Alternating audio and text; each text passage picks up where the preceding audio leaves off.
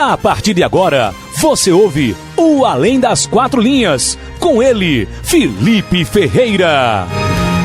Muito bem, nós continuamos falando sobre o futebol como um produto de entretenimento. Já falamos um pouquinho sobre o Match Day e também sobre o futebol, na grade de programação na rede de televisão. Olha só, o nosso bate-papo agora é com Alexandre Galo, ele que é treinador de futebol e também tem experiência em gestão esportiva. Alexandre Galo passou por diversos clubes, inclusive aqui em Pernambuco, treinou Sport e Náutico. Depois disso, obteve uma passagem pela Seleção Brasileira de Base e teve uma experiência como diretor de futebol do Clube Atlético Mineiro. Alexandre Galo, seja bem-vindo ao nosso podcast, obrigado por aceitar o nosso convite. Oi, Felipe, primeiro um abraço a todos do seu podcast aí, é uma honra para mim poder participar e falar um pouquinho sobre o futebol. Então, Galo, já vou começar te perguntando o seguinte, a gente está acostumado aí a ver o futebol dentro de campo e analisar as táticas, mas como o nome do podcast é Além das Quatro Linhas, quero saber de você aí, com toda a sua experiência, como é que a gente pode entender o futebol fora das quatro linhas, Galo? Eu acho que no aspecto racional, o futebol, sem dúvida, ele é um esporte superavitário. Eu acho que os clubes,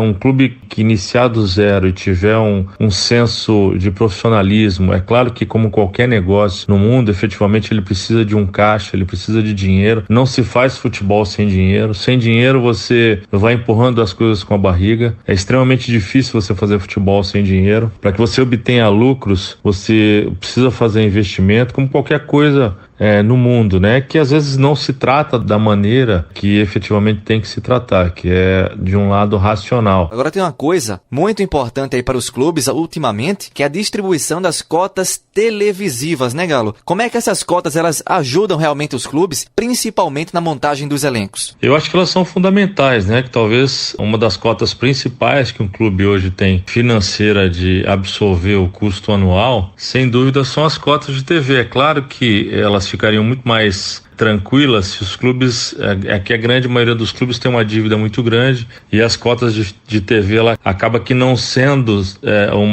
um dinheiro voltado especificamente para uma montagem de elenco, que se fosse seria muito interessante, porque ela tem as suas entradas, algumas mensais, outras no início do campeonato e datas específicas, onde os clubes poderiam se organizar em cima disso, tendo uma certeza, porque as cotas elas entram realmente, mas o grande problema nessa distribuição é que geralmente eu acho que quase que 90% dos clubes estão com as cotas já comprometidas. Agora a gente percebe aí, principalmente nessa parte de gestão esportiva, quais seriam as grandes dificuldades que vocês enfrentam sendo um gestor e também o que seria uma diretoria profissionalizada e remunerada, que a gente tem escutado muito falar no futebol, mas não acompanha tão de perto, Galo. Eu acho que a profissionalização de todos os setores, da direção de futebol, até da presidência do clube, eu acho que os clubes vão ganhar bastante. A gente vê clubes aí fazendo sucesso no mundo inteiro, com presidentes profissionais remunerados, acho que é muito importante, para que não se crie dúvida, para que as coisas fiquem mais baratas para os clubes. Então eu acho que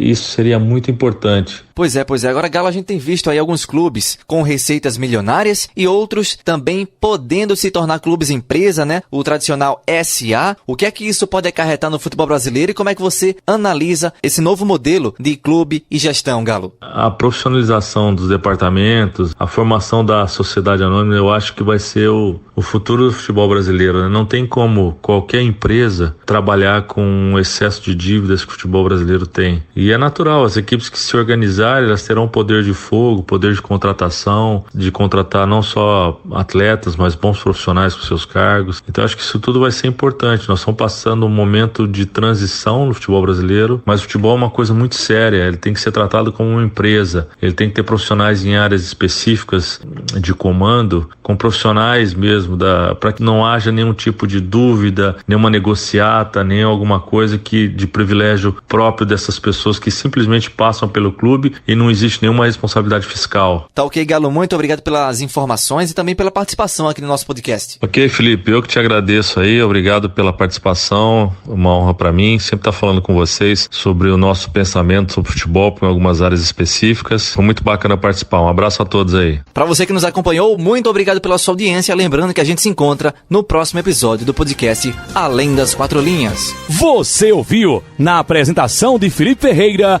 o programa Além das Quatro Linhas.